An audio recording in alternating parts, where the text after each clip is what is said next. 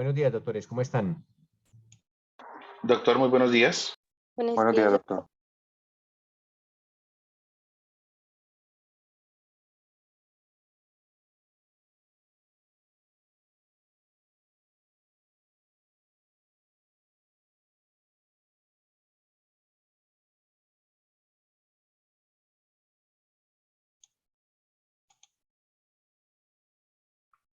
Bueno, quedamos ayer en los defectos fácticos, ¿cierto, doctores? Sí, señor, en los defectos fácticos y las modalidades de defectos fácticos. Vale, perfecto. Se me olvidaba decirles, como para que tengan en su arsenal de jurisprudencia, la sentencia más importante sobre defectos fácticos es una sentencia proferida por la Corte Constitucional, una SU, una sentencia de unificación. Es la número 448 de 2016, repito, la sentencia CSU 448 de 2016. O sea, la sentencia más completa sobre defectos fácticos. Si eventualmente necesitan acudir a defectos fácticos, ya sea ejerciendo un recurso de reposición, apelación, casación o eventualmente una sentencia contra providencias judiciales, sería bueno que citaran una sentencia de unificación por cuanto es de obligatorio cumplimiento para los jueces, la SU 448 de 2016.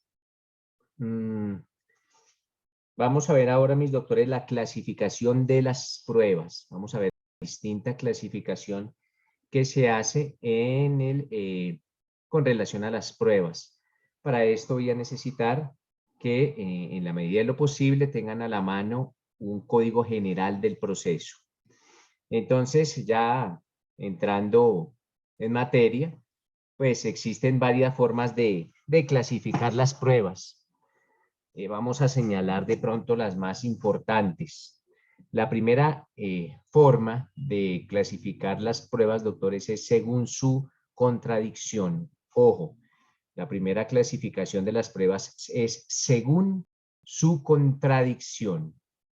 Entonces, según su contradicción, las pruebas se dividen en, primero, pruebas sumarias y segundo, pruebas controvertidas. Ojo, primero, pruebas sumarias y segundo, pruebas controvertidas.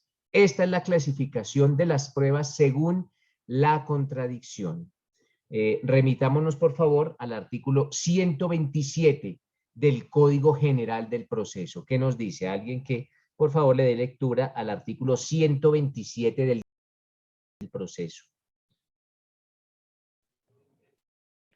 Incidentes y otras cuestiones accesorias.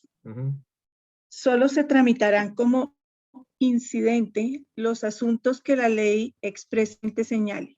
Los demás se resolverán de plano y si hubiere hechos de que probar, a la petición se acompañará prueba siquiera sumaria de ellos. Ojo, ¿prueba qué?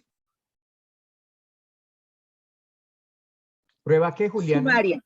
Siquiera sumaria de ellos. Sumaria. Entonces, nótese que allá en ese artículo 127 nos está hablando de la prueba sumaria. Esa es una de las distintas clasificaciones de las pruebas según su contradicción. Igual ahorita vamos a ver en qué consiste la prueba sumaria. Juliana, el 188.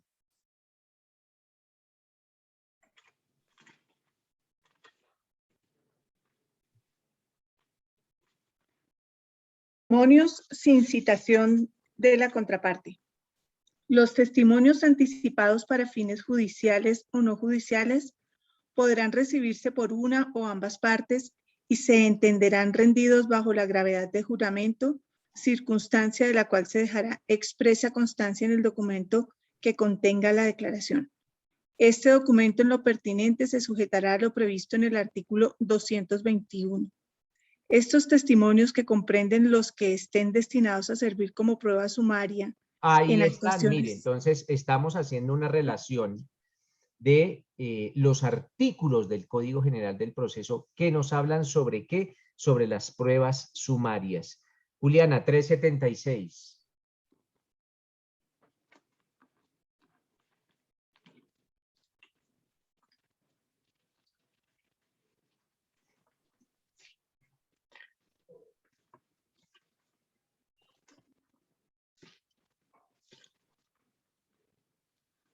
Servidumbres.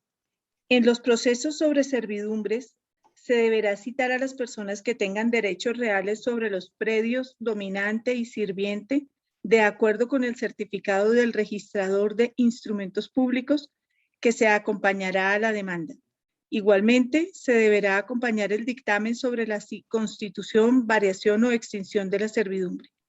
No se podrá decretar la imposición, variación o extinción de una servidumbre sin haber practicado inspección judicial sobre los inmuebles materia de la demanda, a fin de verificar los hechos que les sirven de fundamento.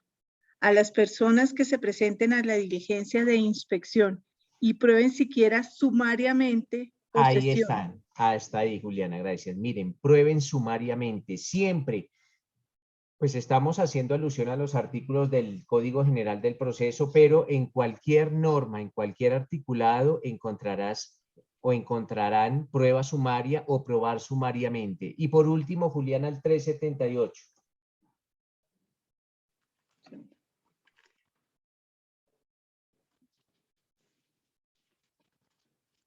Entrega de la cosa por el tradente al adquiriente. El adquiriente de un bien cuya tradición se ha efectuado por inscripción del título en el registro podrá demandar a su tradente para que le haga la entrega material correspondiente. También podrá formular dicha demanda quien haya adquirido en la misma forma un derecho de usufructo, uso o habitación, y el comprador, inciso 1 del artículo 922. A la demanda se acompañará copia de la escritura pública registrada en que conste la respectiva obligación con carácter de exigible, y si en ella apareciere haberse cumplido, el demandante deberá afirmar bajo juramento que se considerará prestado por la prestación de la demanda que no se ha efectuado. Vencido el término de traslado, si el demandado no se opone, si propone excepciones previas, se dictará sentencia que ordene la entrega, la cual se cumplirá con arreglo a los artículos 308 a 310. Al practicarse la entrega, no podrá privarse de la tenencia al arrendatario que pruebe siquiera sumariamente. Hasta ahí. Miren en todos estos artículos del Código General del Proceso, en donde se habla de probar sumariamente. Cuando hablen de probar sumariamente, están haciendo, cuando alguna norma indique, doctores, de probar sumariamente, están haciendo alusión a la prueba sumaria. Ojo, a la prueba sumaria. Ahora bien, ¿en qué consiste una prueba sumaria? La prueba sumaria es la prueba que aún no ha sido controvertida. Ojo, prueba sumaria es aquella que aún no ha sido controvertida. Esa es la prueba sumaria. Entonces, prueba sumaria, definición, la que no ha sido controvertida.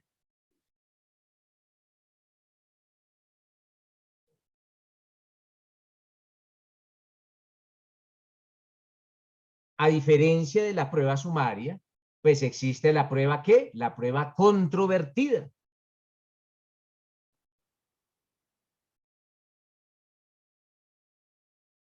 Y es aquella sobre la cual se ha ejercido el derecho de contradicción, o por lo menos la contraparte ha tenido la posibilidad o la facultad de contradecirla o atacarla.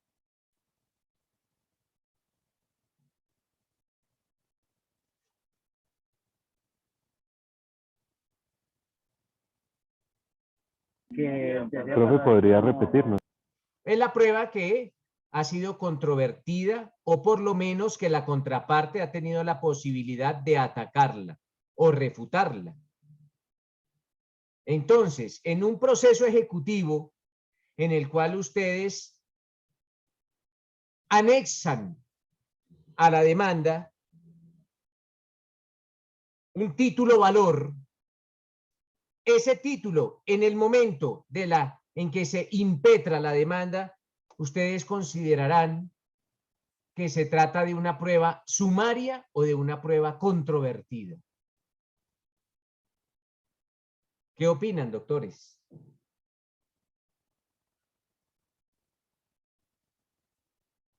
¿Sumaria?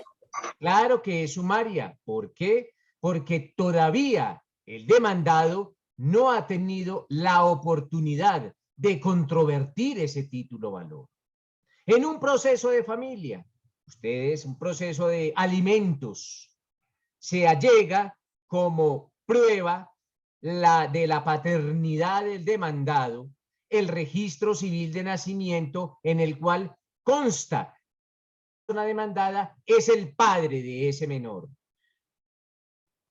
En el momento de la impetración de la demanda de familia, de la demanda de alimentos, esa prueba es sumaria. Una vez se le haya corrido traslado a la contraparte, ya se transforma en una prueba controvertida. Mientras la prueba no se haya controvertido o no se tenga la posibilidad de controvertir, será una prueba sumaria. Una vez la prueba se haya controvertido o la contraparte haya tenido la oportunidad de atacar esa prueba, ella se transforma de sumaria a controvertida. Preguntas sobre esta clasificación, doctores. Entonces, siempre que ustedes lean probar sumariamente, simplemente necesita la ley, el articulado que indique sobre prueba sumaria o sobre probar sumariamente, el aportar una prueba que aún no ha sido controvertida. Posiblemente con posterioridad, en otra fase procesal, en otro estadio procesal, esa prueba pasará de ser sumaria a controvertida. ¿Cuándo? Pues cuando la contraparte la ataque o la refute o por lo menos tenga la posibilidad de hacerlo. Porque puede pasar también que aún teniendo la posibilidad de atacar o controvertir la prueba, la contraparte no lo haga. Y si no lo hace, pues es problema de ella, pero ya la prueba es una prueba controvertida. Lo único que pasó fue que la contraparte no la atacó o no la refutó. ¿Entendido, doctores? Sofía. Sí, Profe, ¿todas las pruebas pueden ser controvertidas? No, porque una prueba, ¿qué pasó? Mira, una prueba, a ver, ¿cómo es que si todas las pruebas pueden ser controvertidas?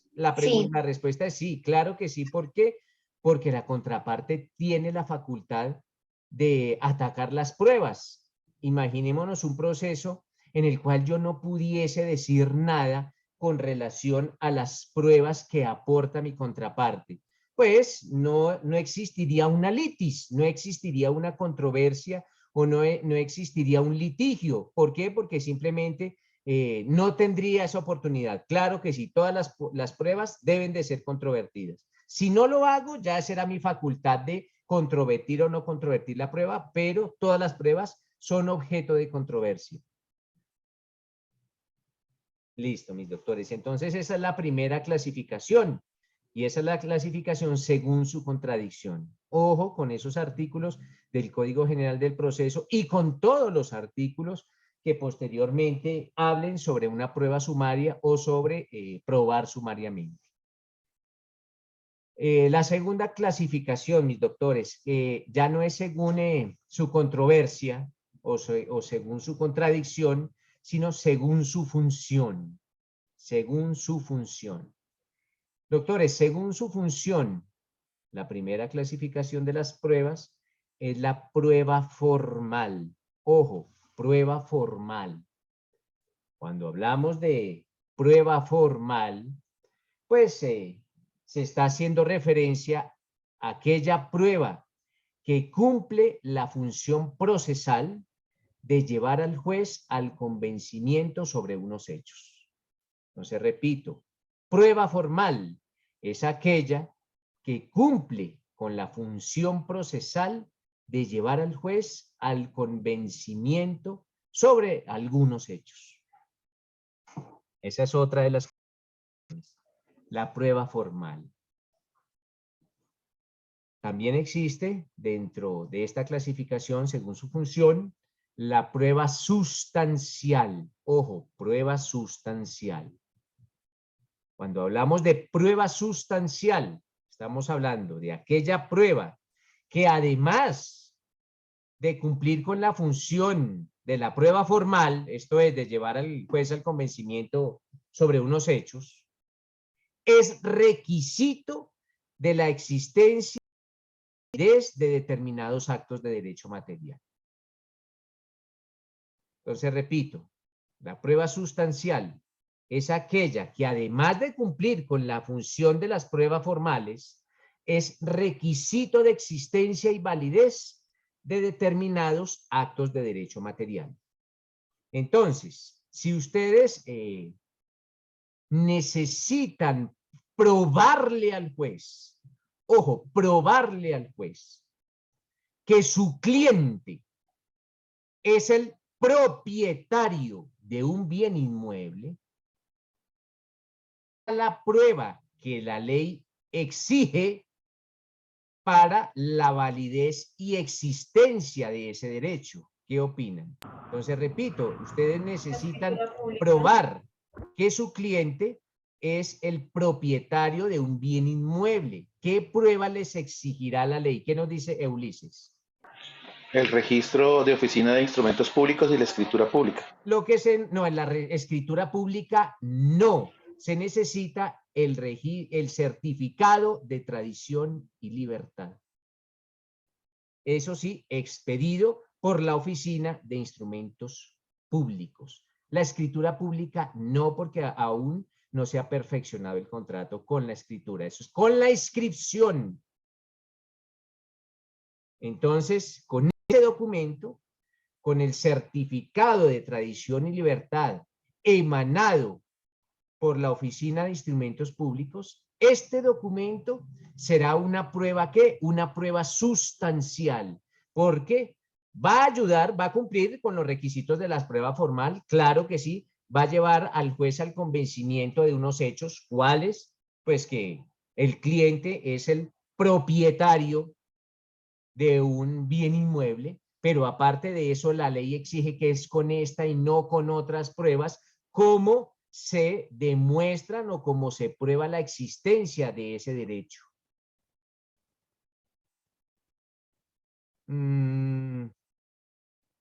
Si ustedes necesitan probar la identificación de su cliente, ojo, la identificación de su cliente, ¿cómo consideran o qué documento o qué elemento de prueba, qué prueba deberán aportar al proceso? Ojo, para demostrar que su cliente tiene una específica identificación. ¿Qué opinan al respecto? Me levantan la mano, por favor.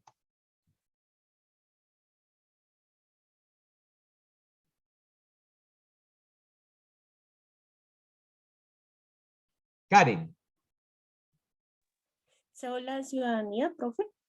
¿Y si no se cuenta con la cédula de ciudadanía, Karen? Registro civil. ¿Sí? ¿Qué más?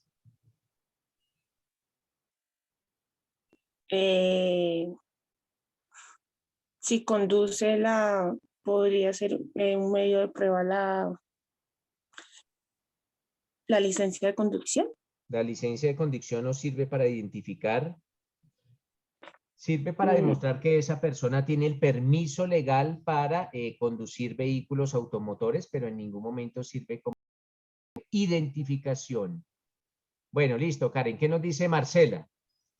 Buen día, profe. Disculpas por la cámara, pero hoy sí no me está funcionando. Tranquila. El certificado de vigencia del documento expedido por la Registraduría Nacional. Bueno, ese nos indica es que el documento está vigente, pero ¿será que nos sirve para identificarnos? No, como tal para vigencia, profe. Es Lo que para pasa es que en ese vigencia del certificado, documento, pero sí, no para identificación. Sí, pues aparte de la cédula y en caso que no existiera la cédula, pues pensé que de pronto el certificado de vigencia. La tarjeta de identidad, en el caso de los menores, claro que nos sirve para Sí, claro. identificar la tarjeta de identidad. Listo, Marcela, gracias. O Astrid, registro civil también, sí. también. Doctor, considero que también puede servir el pasaporte, la tarjeta de identidad, el registro civil. Son los medios que generalmente se utilizan, no sé. Sí, como para identificar que es ella y no otra persona. La tarjeta de cadactilar, la tarjeta dental, También, el examen de ADN. también. Miren, todos estos elementos de prueba que eventualmente pueden llegar a servir para identificar a una persona. Pues todos estos, pero no podríamos adjuntar un testimonio. El testimonio no sería pertinente para demostrar esos hechos. Entonces, he ahí una prueba sustancial. Cuando la ley nos exija unas pruebas específicas. Esto con relación, doctores, a la clasificación de las pruebas según su función. Ahora, según su objeto, ojo, según su objeto. Profe, Sí, cuéntame. profe, disculpe, ¿será que de pronto puede reiterar lo de la tarjeta dental? ¿Fue que dijo? Sí, la tarjeta dental. Ese es otro Ah, medio ok. para identificar a las personas. ¿Sí? O la carta dental le llaman. Ah, ok. Gracias, profe. Ujú. Ahora, según su objeto, existen dos clases de pruebas. La primera se denomina la prueba directa. Ojo, prueba directa. Y la segunda, la prueba indirecta. A esa prueba indirecta se le conoce también como los indicios. Entonces, prueba directa o prueba indirecta o indiciaria. Cuando ustedes estén hablando de indicios, están haciendo alusión o están haciendo referencia a pruebas indirectas. Pruebas indirectas e indicios son completamente lo mismo. En algunas sentencias o en la doctrina podrán encontrar indistintamente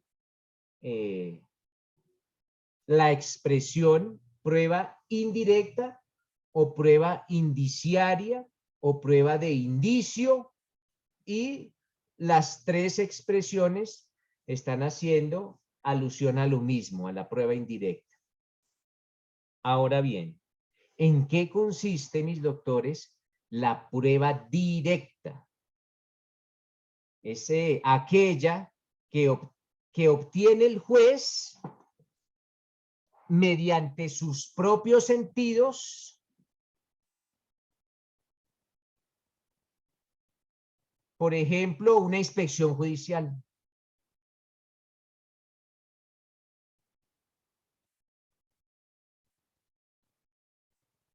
Entonces, es la que obtiene el juez mediante sus propios sentidos, prueba directa.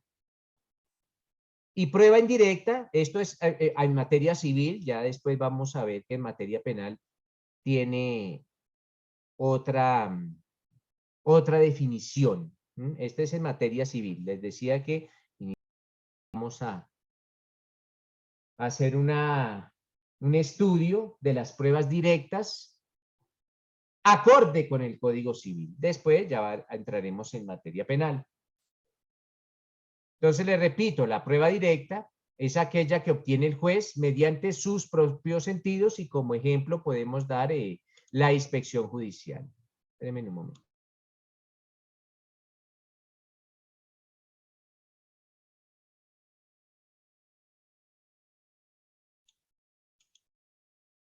Asimismo, mis doctores, existe la prueba indirecta. Y cuando hablamos de prueba indirecta, pues estamos haciendo alusión a aquella prueba en la que el juez no percibe ese hecho y la deducción la hace el juez con base en un informe o con base en una declaración. Entonces, doctores, si el juez acude al sitio de los hechos y percibe por medio de sus propios sentidos las características del lugar donde eventualmente sucedieron unos hechos, estaríamos ante una prueba directa. Pero si al contrario, alguna de las partes dentro del proceso le lleva al juez un informe de ese sitio, pues hablamos de prueba indirecta. Él no está allá. Esto en materia civil.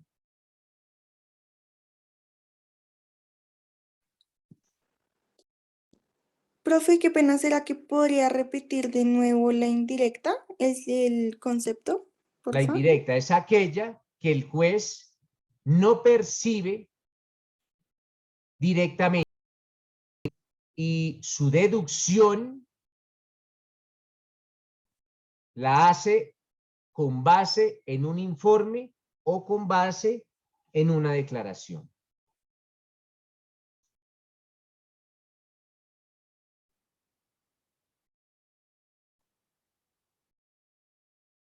Gracias, profe. Ahora vamos a hablar de la prueba, de otra clasificación de la prueba que se denomina la prueba trasladada. Ojo, prueba trasladada. ¿Esa en qué clasificación está, doctor? Es otra clasificación. Otra clasificación que la doctrina le da aparte, la prueba trasladada.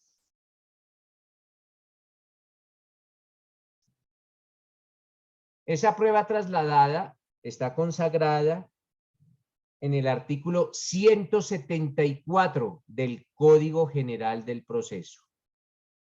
Repito, artículo 174 del Código General del Proceso. Nos habla sobre la prueba trasladada. Alguien, por favor, que le dé lectura al 174. Con todo gusto, doctor.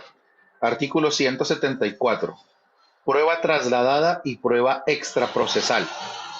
Las pruebas practicadas válidamente en un proceso podrán trasladarse a otro en copia y serán apreciadas sin más formalidades, siempre que en el proceso de origen se hubieren practicado a petición de la parte contra quien se aducen o con audiencia de ella. En caso contrario, deberá surtirse la contradicción en el proceso al que están destinadas. La misma regla se aplicará a las pruebas extraprocesales. La valoración de las pruebas trasladadas o extraprocesales y la definición de sus consecuencias jurídicas corresponderán al juez ante quien se aduzcan. Gracias, Ulises. Entonces, doctores, nótese que el artículo 174 del Código General del Proceso tiene reglada la prueba trasladada. Ahora bien, ¿qué entendemos nosotros por prueba trasladada? Son aquellas pruebas que se han practicado válidamente en un proceso, pero son remitidas a otro proceso. ¿Para qué? Para que allí sean apreciadas y valoradas por el juez. Entonces, obran dentro de un proceso, pero van a ser remitidas a otro proceso. Se practicaron dentro de un proceso, fueron válidamente practicadas dentro de un proceso y van a ser remitidas a otro proceso para que en ese otro proceso sean valoradas y sean apreciadas por el juez. A esas pruebas trasladadas, tal y como lo leyó Ulises, también se le conoce como pruebas extraprocesales.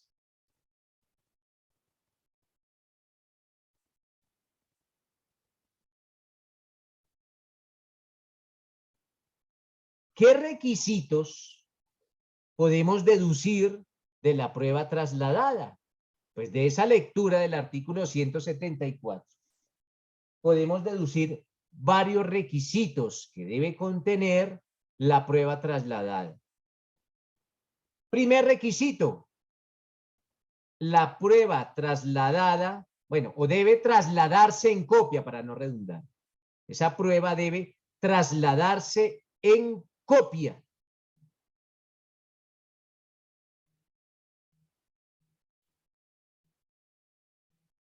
Segundo requisito, haber sido practicada en el proceso original o en el proceso primitivo a petición de la parte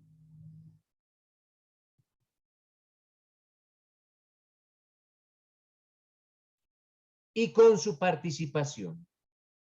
Pues esa parte tuvo que haber pedido la prueba en el primer proceso.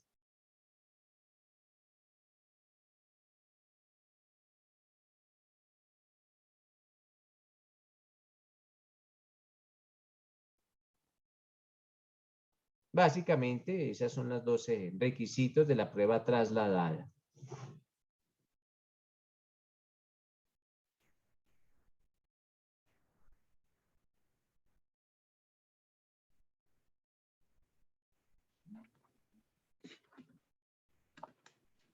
Bueno, un ejemplo, un caso.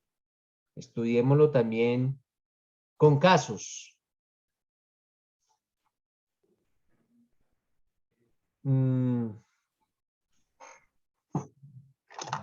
Espera un momento, buscamos un caso de prueba trasladada.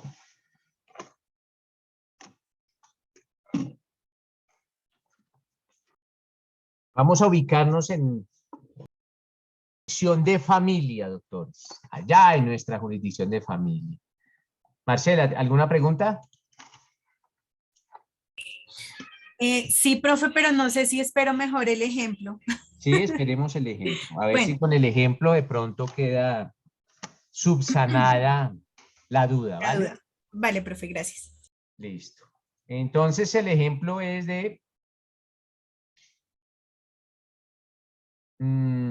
Sandra y José. Pues coloquemos a Sandra y a José. Ellos contraen matrimonio. ¿En qué año? En el año 2002. Entonces, Sandra y José contraen matrimonio en el año 2002. Durante la vigencia de esa unión matrimonial, nacen dos hijas, Matilde y Concepción. Entonces repito el ejemplo. Sandra y José se casan. ¿Se casan cuándo? En el año 2002. Cuando estaba vigente ese matrimonio, nacen dos hijas. Una se llama Matilde y la otra se llama Concepción.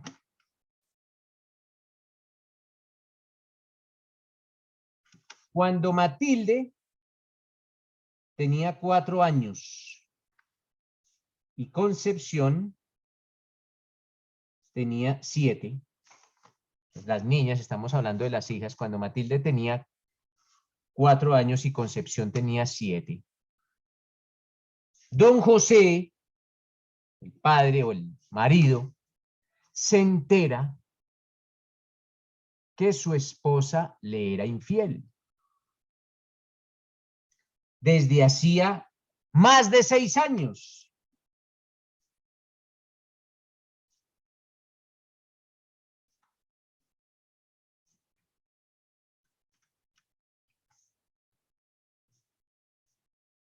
Pues prácticamente siempre le había sido infiel. ¿Y con quién le era infiel? Le era infiel con Pedro.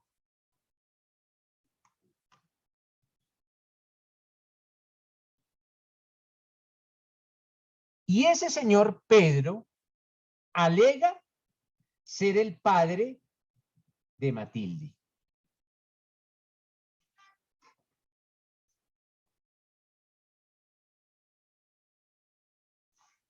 ¿Alguien no ha entendido el caso?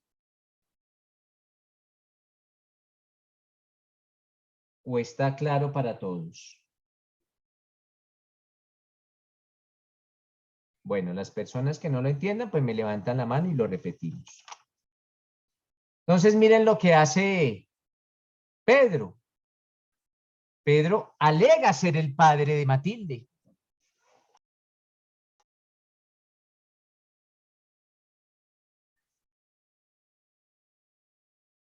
¿Qué hace el señor Pedro? Don Pedro inicia un proceso que se denomina investigación e impugnación de la paternidad ante un juzgado de familia. Entonces, Pedro inicia el proceso. ¿Cuál? El proceso de investigación e impugnación de la paternidad.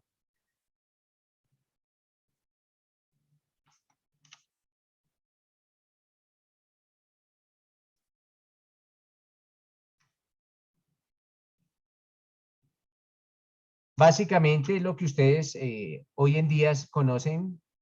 Bueno, ¿y qué prueba se practica dentro de ese proceso de investigación e impugnación de la paternidad? La que ustedes conocen como la prueba de ADN, que es la prueba de marcadores genéticos. Se practica la prueba de ADN. Y una vez se ha practicado esa prueba de ADN, se produce un resultado. ¿Y cuál es el resultado? Que efectivamente Pedro es el papá de Matilde.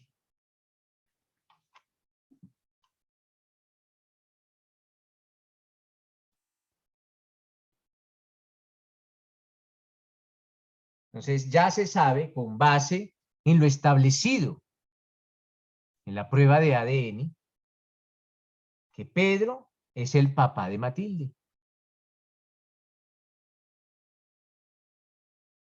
Pasa un tiempo y este señor Pedro nota que Concepción, la otra hija de ese matrimonio, se le parece mucho. Concepción se parece mucho a Pedro también. ¿Y qué hace Pedro? Pues Pedro inicia un nuevo proceso de impugnación de la paternidad.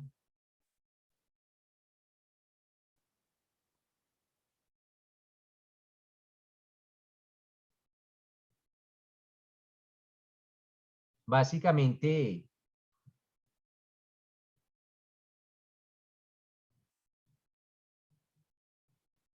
no se pueden practicar dentro de ese segundo proceso de impugnación de la paternidad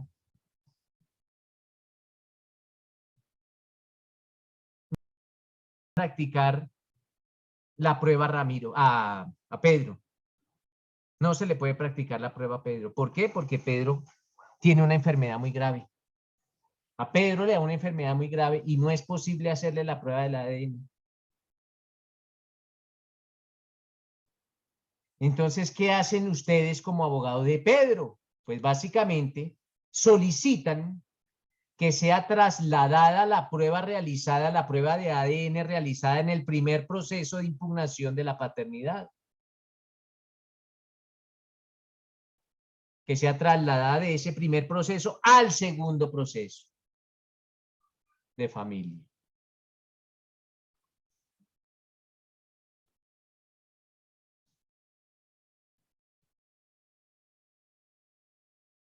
¿Entendieron ese caso en el cual se puede llegar a presentar la figura de la prueba trasladada? Marcela, ¿todavía tiene dudas o se generan nuevas dudas? No, profe, Juliana, con el bueno, antes de ejemplo eso, quedó. Juliana. Una pregunta, digamos, otro ejemplo. La Procuraduría lleva un proceso contra un funcionario público, contra un empresario, lo que sea. Lleva Bueno, un contra un proceso. empresario no puede porque la Procuraduría no investiga particulares, sino a empleados. Perdón, sí. Contra un funcionario público, lleva un proceso. Y paralelamente en la Fiscalía le llevan otro proceso, ¿sí? El fiscal puede pedir que le trasladen pruebas desde la Procuraduría. No, porque esto es de materia civil. Ya vamos a ver después que en materia penal la prueba trasladada no existe. Esto solo es en materia civil. ¿Vale, Juliana? Pero Ok, es buena la gracias. aclaración. En materia penal la prueba trasladada no existe. En materia penal, por eso es bueno, por eso es bueno estudiar derecho probatorio, la mitad del módulo en civil y la mitad del módulo en penal, porque el manejo de las pruebas en civil y en penal es completamente distinto. Y Valga viceversa. con el ejemplo que nos coloca Liliana, no se aplica el concepto de prueba trasladada por cuanto esa figura no existe en el derecho penal, pero sí en el derecho civil. Y viceversa, es decir, de la Fiscalía a la Procuraduría. Tampoco. O sea, los penales no podemos ni recibir, Ok. ni mandamos pruebas para otros procesos, ni de otros procesos recibimos ninguna otra prueba. Ok, Ninguna. gracias. Ese es pero bueno, eso lo vamos a ver posteriormente cuando estemos haciendo como el énfasis o cómo es el manejo de las pruebas en derecho penal. Por ahora estas clasificaciones y estos conceptos son meramente civiles, por eso nos remitimos al Código General del Proceso. Entonces miren cómo puede llegar a generarse una prueba trasladada.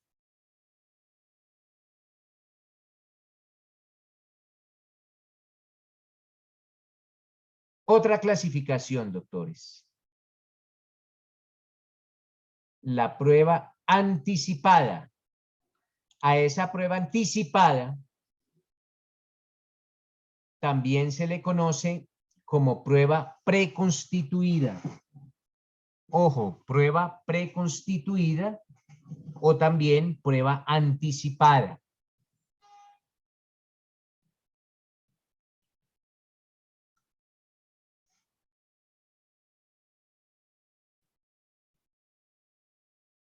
Pongan ahí sentencia T, o sea, de la Corte Constitucional, T 274 de 2012. T 274 de 2012.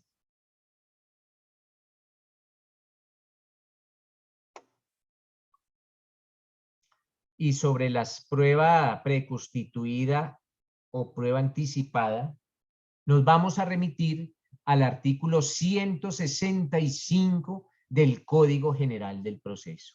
Alguien, por favor, que le dé lectura al artículo 165 del Código General del Proceso. Medios de prueba. Son medios de prueba la declaración de parte, la confesión, el juramento, el testimonio de terceros, el dictamen pericial, la inspección judicial, los documentos, los indicios, los informes y cualesquiera otros medios que sean útiles para la formación del convencimiento del juez. El juez practicará las pruebas no previstas en este código de acuerdo con las disposiciones que regulen medios semejantes o según su prudente juicio, preservando los principios y garantías constitucionales. Gracias. Entonces, cuando nos hablan de otras clases de medios probatorios, se hace alusión a la prueba trasladada. Inicialmente tengamos en cuenta que ese artículo 100 que acaban de leer consagra ese principio que vimos en días anteriores o ayer del de la libertad probatoria. Y básicamente se indica que sirve cualquier medio que, ¿para qué? Para que sea útil, para que el juez se convenza de algunos hechos.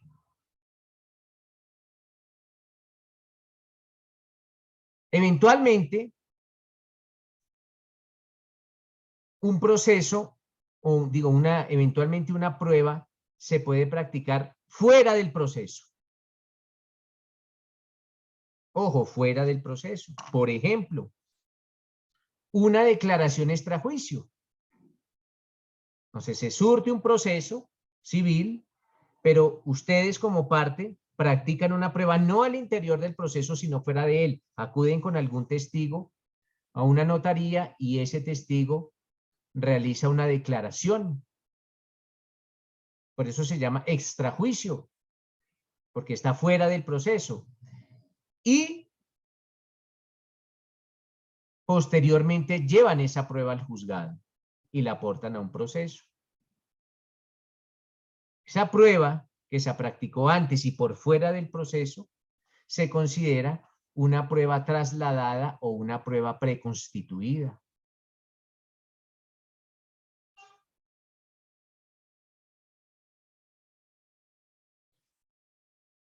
Ustedes le prestan dinero o su cliente presta una suma de dinero a otra persona y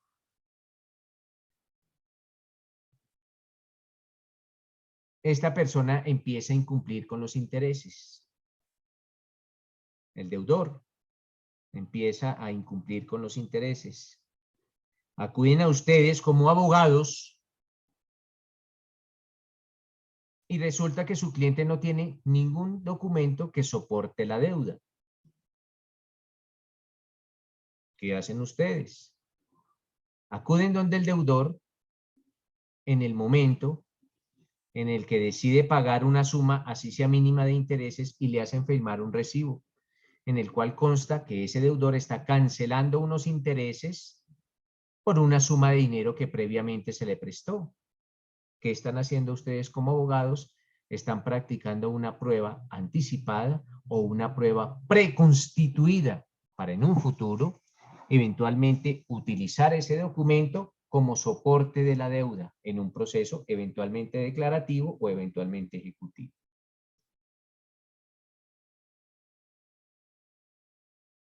Ejemplos, habrán miles, pero básicamente la definición de la prueba preconstituida o prueba anticipada, pues consiste en aquella que se ha practicado antes del proceso y por fuera de él.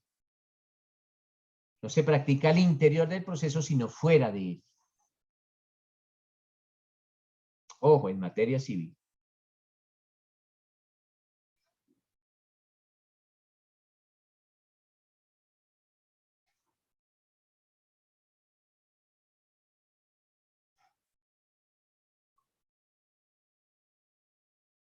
Otra clasificación de las pruebas, doctores, se denominan las pruebas de oficio.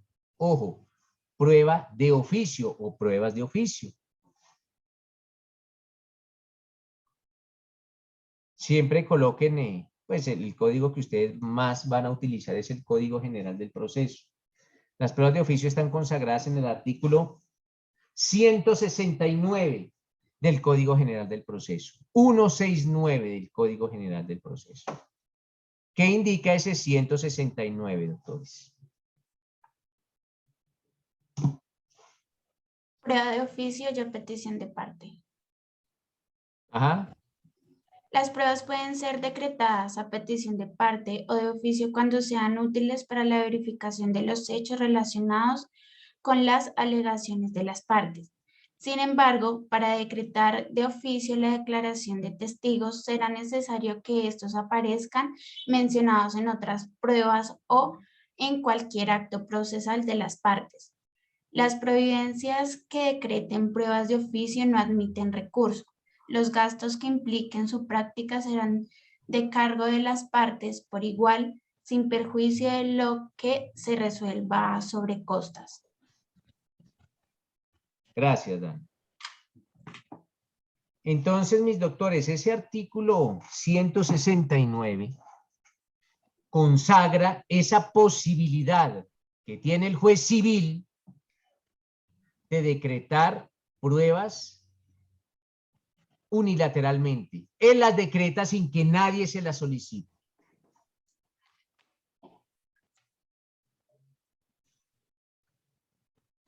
¿Y para qué las decreta el juez? Pues con ese fin o con ese propósito de verificar unos hechos que están siendo alegados por las partes.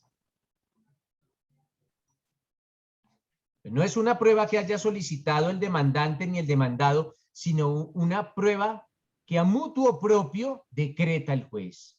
¿Y para qué lo hace el juez? Para verificar unos hechos.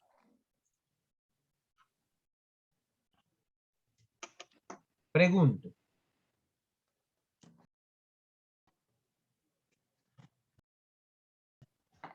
El hecho que un juez civil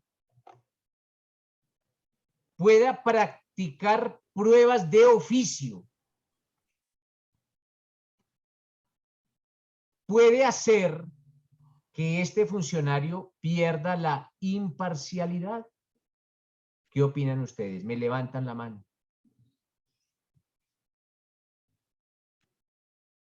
Entonces, ya sabemos que el juez civil puede decretar pruebas de oficio. ¿Cuáles? Las que él quiera para aclarar esos hechos. ¿Será que esa posibilidad que tiene el juez civil de practicar pruebas de oficio puede llegar a generar que pierda su imparcialidad? ¿Qué dice Sofía? Profe, no, porque él está tratando es de verificar unos hechos y esto no significa que él vaya a estar a favor de una parte o de la otra.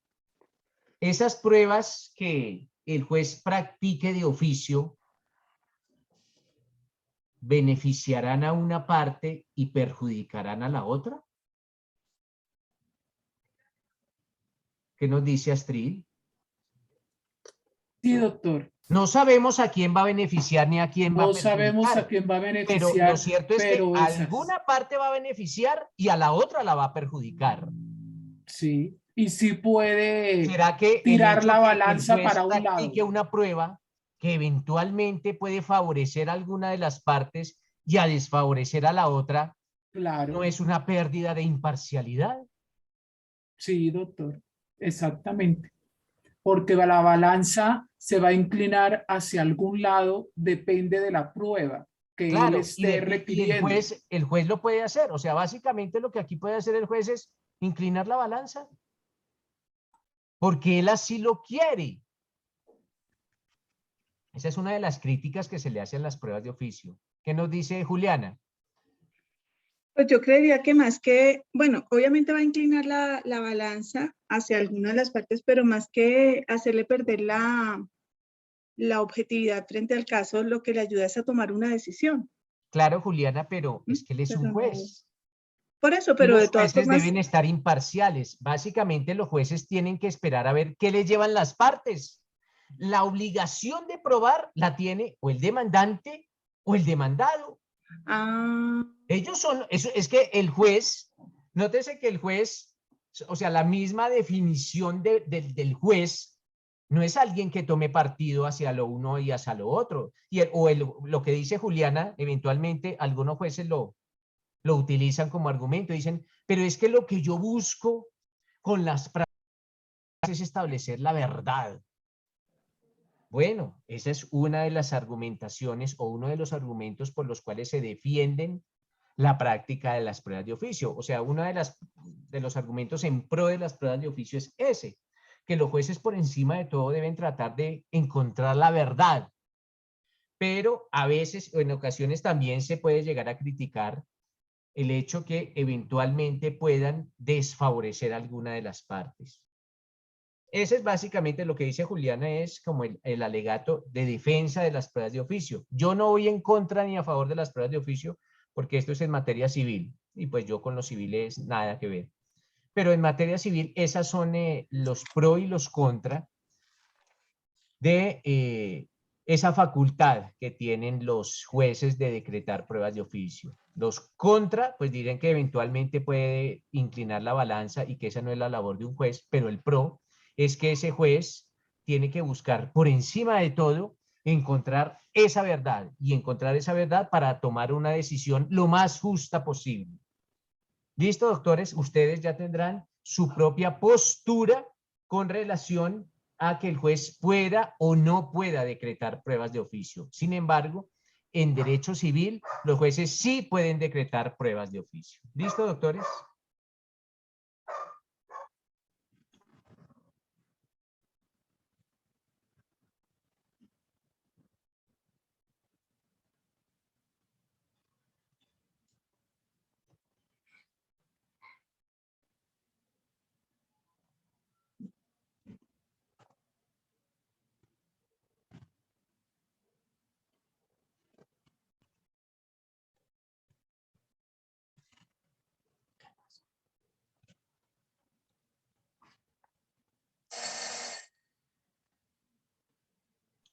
Continuamos, doctores. Entonces, ojo, pues esas son las pruebas. Ah, Omaira, ¿alguna pregunta? Sí, profe, es que usted, bueno, usted me corrige si estoy equivocada. En el penal, los jueces no pueden pedir pruebas de oficio, ¿sí? Porque usted lo había dicho anteriormente. Pero mi pregunta es, ¿en el penal también hay pruebas de oficio? O sea, ¿o no?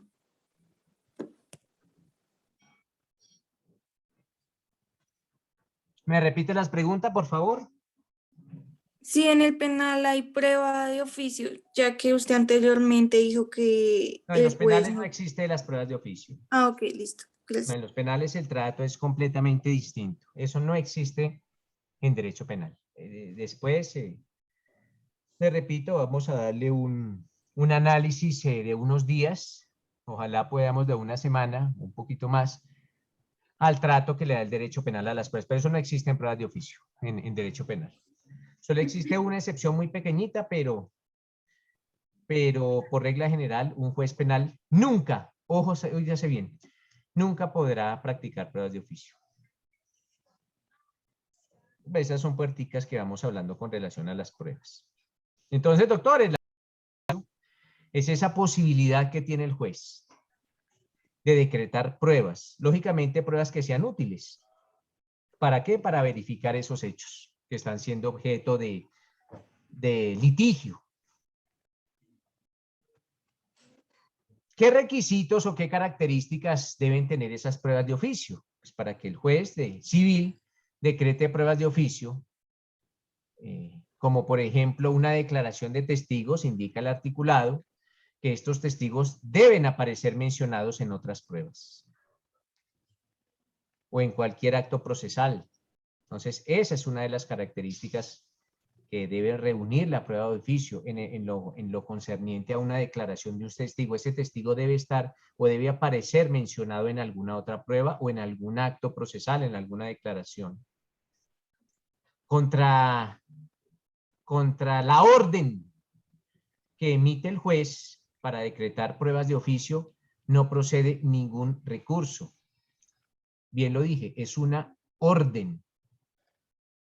Las partes no pueden interponer ningún recurso contra las órdenes que dan los jueces con relación al decreto de pruebas de oficio. Los gastos que generen la práctica de esta prueba de oficio corren a cargo de las partes, indistintamente lo que se resuelva al final del proceso con relación a las costas. Esas pruebas de oficio están sujetas al principio de contradicción. Podrá ser contradecidas esas pruebas. Entonces no serán pruebas sumarias, sino serán pruebas en las cuales se pueda ejercer ese derecho de contradicción.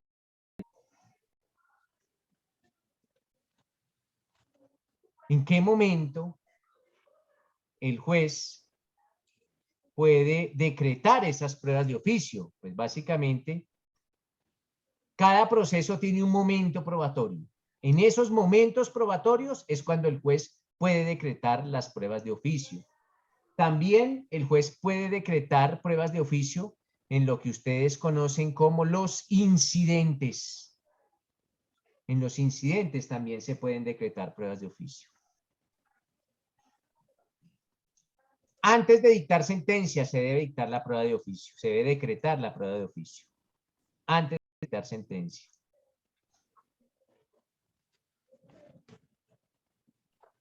¿Qué lecturas se pueden sugerir con relación a estas clasificaciones?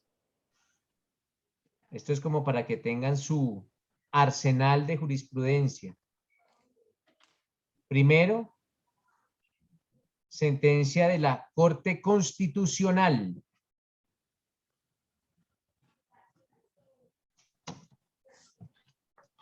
La T 274 de 2012. Segunda, sentencia de la Corte Suprema de Justicia en su sala laboral.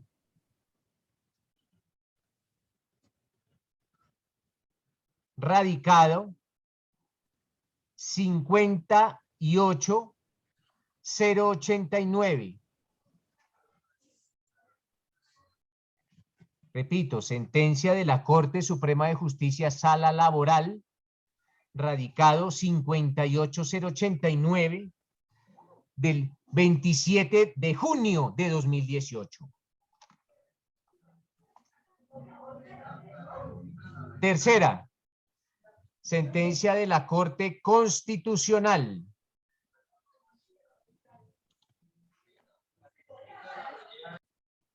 Sentencia de la Corte Constitucional. ¿Cuál? La T 107 de 2019.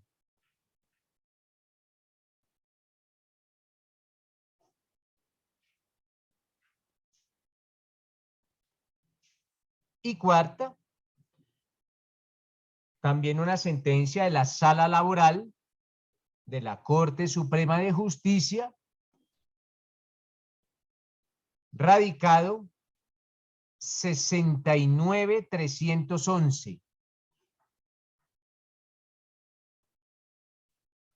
del año 2019.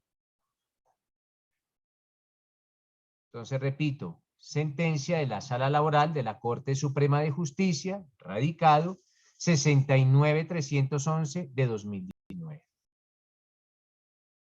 Esto como para que vayan teniendo todo ese arsenal de jurisprudencia que estoy seguro la van a leer.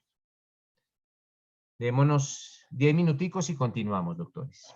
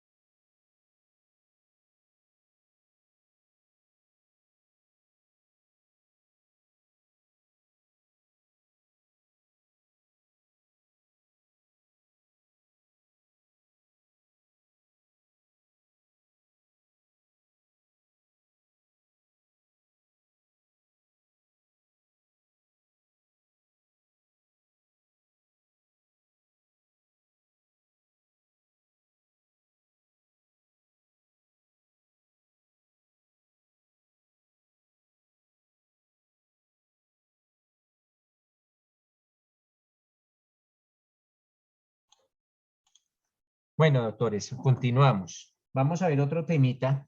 Ya vimos la clasificación de las pruebas. Ahora vamos a ver un tema que se denomina la actividad probatoria. Ojo, actividad probatoria. Doctor, discúlpeme.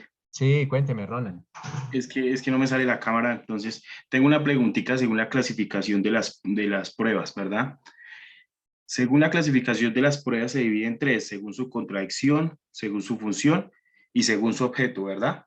No, y después existe la prueba trasladada y o sea, es que son como, no es como una clasificación. Ahora bien, si ustedes observan libros de derecho probatorio, cada libro tiene unas como unas especiales subdivisiones y divisiones, pero básicamente yo empecé diciendo, bueno, las pruebas según su contradicción, entonces hablábamos de la sumaria y la controvertida. Después Sí. hablamos según su función, entonces hablábamos de la formal y la sustancial. Según sí. su objeto hablábamos de la directa y de la indirecta. Y ya, entonces después sigue otra clasificación, otra clase que se llaman las pruebas trasladadas. Y después sigue otra clase que ya, entonces la prueba trasladada no hace parte ni en las dos anteriores subdivisiones, sino es otra, digamos, otra clasificación de las pruebas.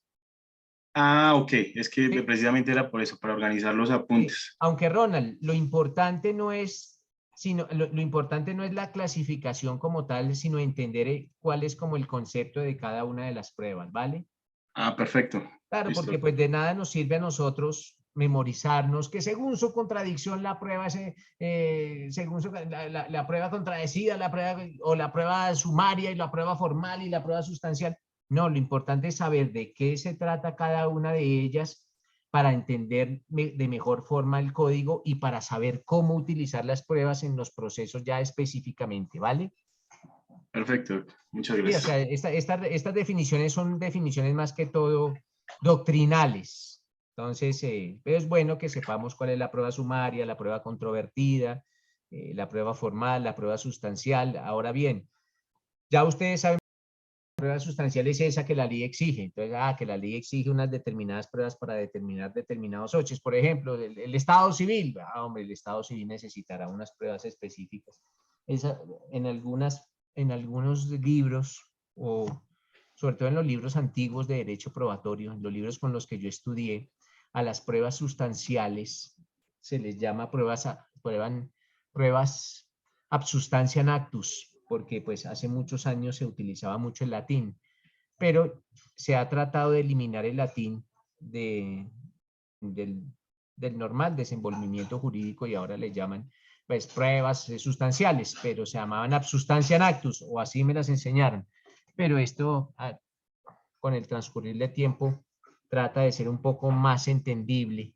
El derecho no tiene que ser a veces tan complejo y a veces las mismas palabras suelen ser complejas, pero lo importante es tener las definiciones para Ronald y para todos. ¿Listo? Bueno, mis doctores, entonces vamos a hablar ahora del acto probatorio. ¿En qué consiste el acto probatorio? O la actividad probatoria. ¿Qué se entiende, mis doctores, por actividad probatoria? Pues básicamente la actividad probatoria es esa labor, tarea que adelanta o que despliega la parte. ¿Cuál parte? Cualquiera de las partes que interviene al interior de un proceso.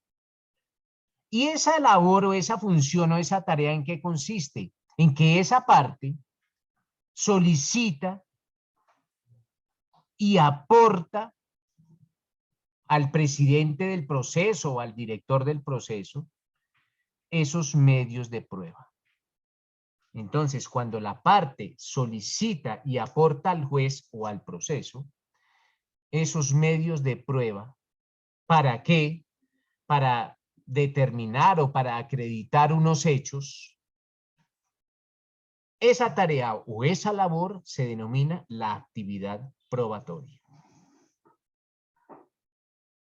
Entonces, ustedes como partes le solicitan o aportan las pruebas al interior de un proceso. Esa labor que ustedes están desplegando en ese proceso específico se conoce como la actividad probatoria. Esa actividad probatoria, mis doctores, tiene unas características o debe cumplir con unas características. La primera es la pertinencia. Ya la habíamos visto, pero la vamos a profundizar. Es la pertinencia. Y la pertinencia, ya lo hemos visto tangencialmente, pero se entiende como la adecuación entre los hechos que se pretenden llevar al proceso y los hechos que son tema de prueba.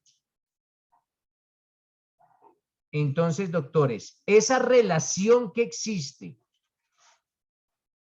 entre los hechos y el tema del proceso con la prueba corresponden a la pertinencia.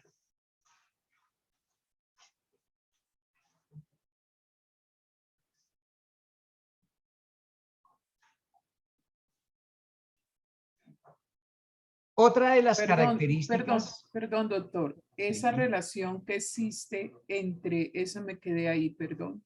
Entre los hechos, el tema del proceso y la prueba.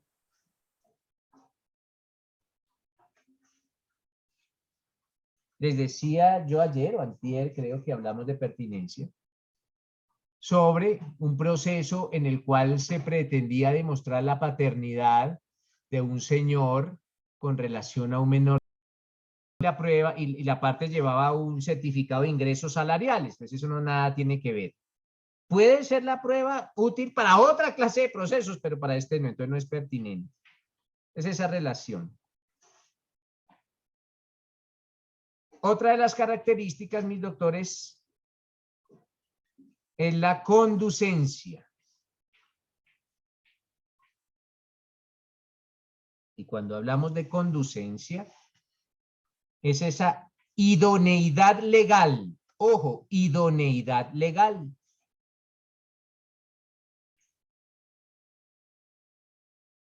Con la que cuenta la prueba para demostrar un hecho.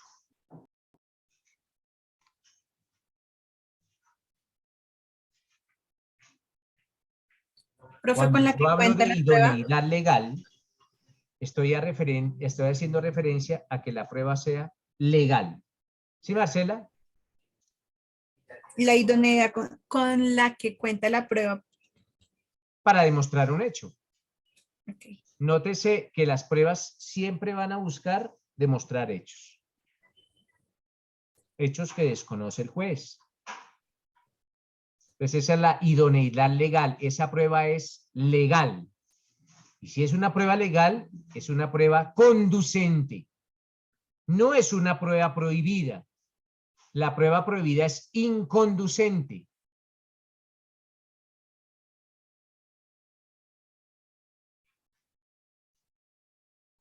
Entonces, doctores, esa comparación que existe entre el medio probatorio y la ley para determinar si es posible probar un hecho es la conducencia.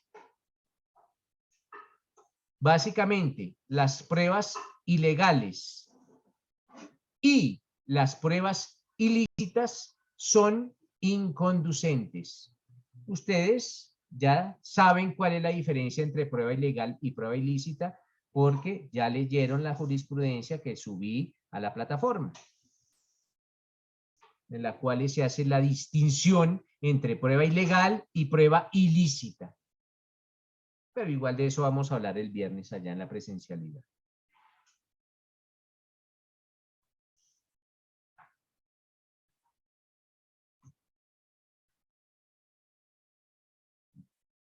Otra de las características, la utilidad.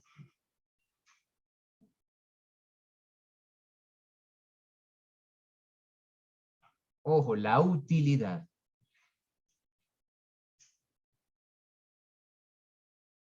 Y sobre la utilidad podemos decir que el fin, el objeto que se persigue con la prueba, que es debidamente aportada, es el de llevar al juez a un convencimiento.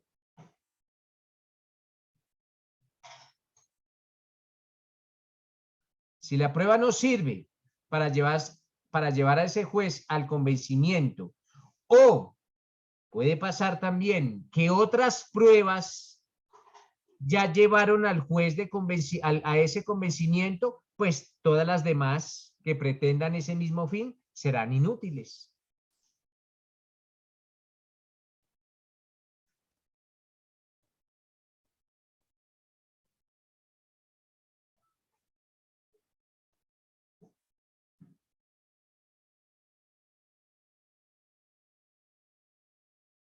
Si ustedes quieren probar que A y B sostuvieron una relación sentimental y producto de esa relación sentimental nació un hijo y aportan el registro civil de nacimiento de ese menor, y aparte de eso quieren traer unos testigos que ratifiquen que ese niño es hijo de A y B, pues esos testigos serán inútiles. Podrán ser pertinentes y conducentes, pero son inútiles, porque ya otra prueba llevó al juez al convencimiento. Entonces el juez las tendrá que inadmitir por inútiles. Pues existen muchos ejemplos, pero este es uno de ellos.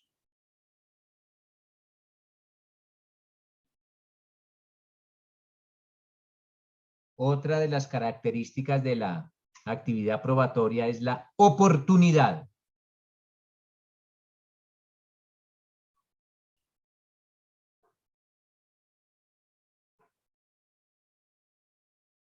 Para hablar sobre la oportunidad nos vamos a remitir, doctores, al artículo 82 del Código General del Proceso. Ojo, 82 del Código General del Proceso. ¿Qué nos dice ese artículo 82, doctores?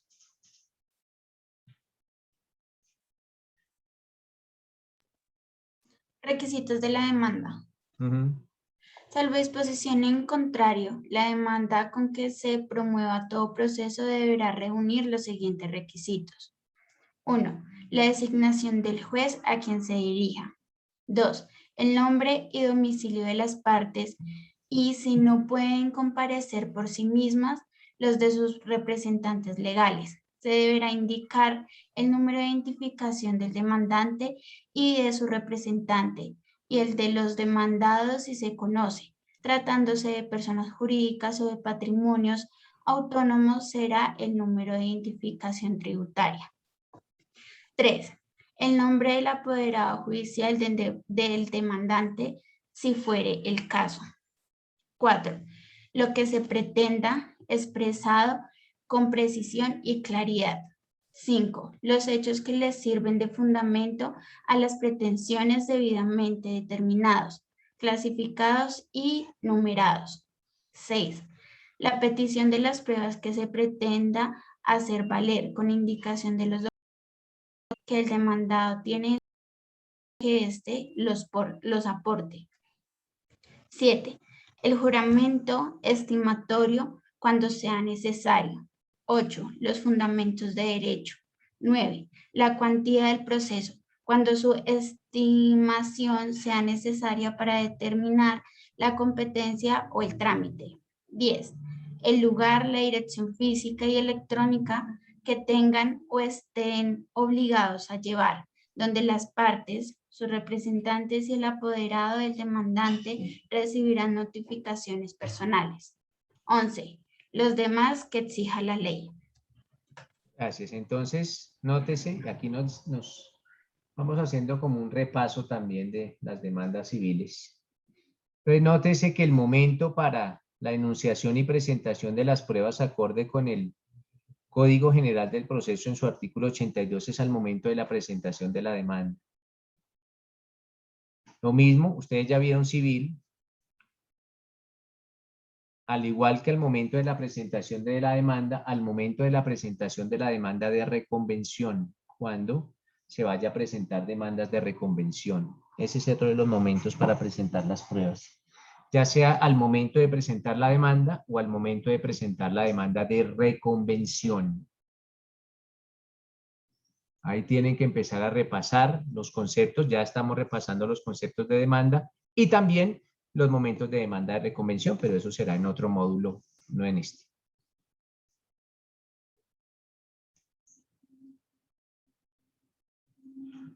Y por último, la última de las características de la actividad probatoria es el rechazo.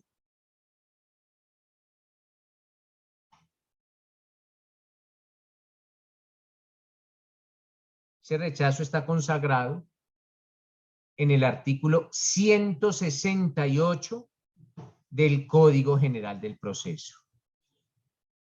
El rechazo. ¿Qué nos dice ese 168, doctores?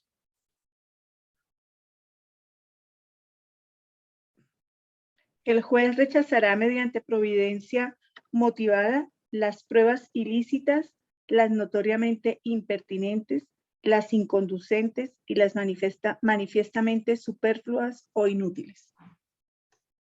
Perfecto. Ojo, esto es en materia civil. Vuelvo y les repito, nunca vayan a mezclar estas primeras clases con penal porque en penal el manejo es distinto. Entonces, doctores, el juez allá dentro de su actividad tiene que velar porque las pruebas que se van a practicar se relacionen directamente con esos hechos. Tienen que ser idóneas, conducentes, pertinentes, tienen que respetar los derechos fundamentales de las partes. En caso contrario, el juez las rechaza con base en la facultad que le asiste, que se encuentra consagrada en el artículo 168 del Código General del Proceso. Sobre esas características de la actividad probatoria, es bueno que lean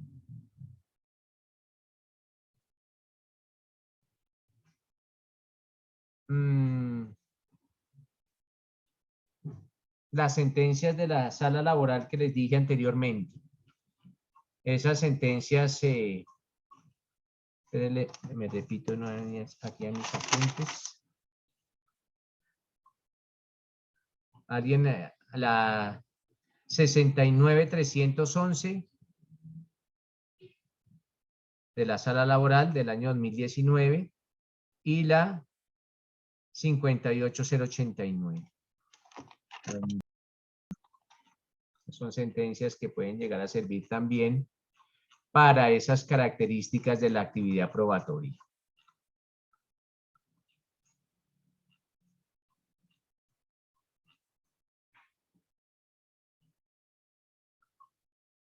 Vamos a hablar ahora, mis doctores, del objeto de prueba. Ojo, el objeto de prueba. Cuando hablamos de objeto de prueba, se puede definir como aquellas realidades susceptibles de ser probadas.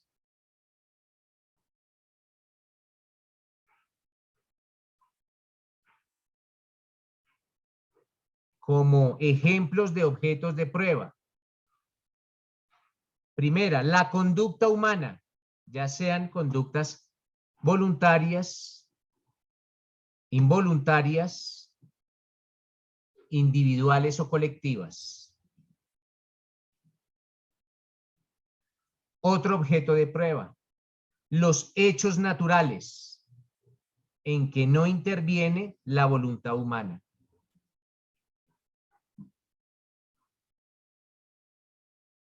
Básicamente estamos hablando de qué se debe probar o qué es lo que se prueba al interior de un proceso. Primero, conductas humanas. Segundo, hechos naturales en los que no interviene la voluntad humana. Las cosas, objetos, los objetos materiales producidos por el hombre. Se prueban también las personas físicas.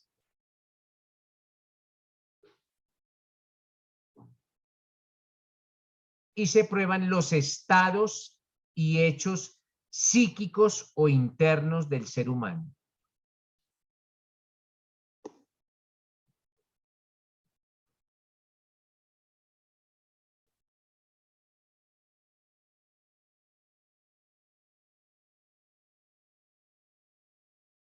Entonces, repito, cuando hablemos de objeto de prueba, entonces voy a hacer alusión a qué se prueba, pero como concepto podemos decir que son esas realidades susceptibles de ser probadas.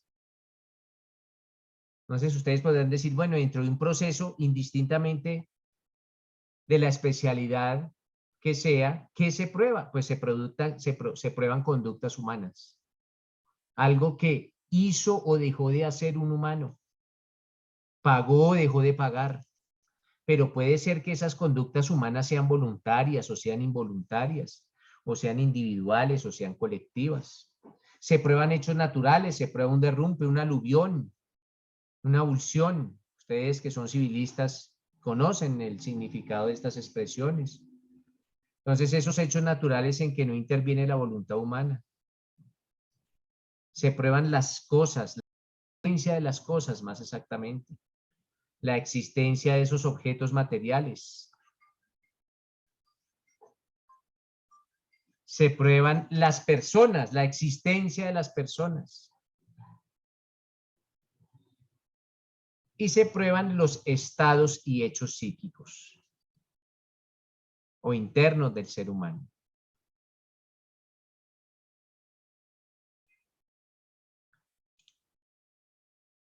Listo, mis doctores. Dejemos ahí. Y hasta donde tengo entendido, mañana es presencial la clase. Sí, señor. Sí, señor. Ah, bueno, entonces espero ver a la mayor cantidad de alumnos por allá. Igual eso no es obligatorio que asistan, ¿cierto?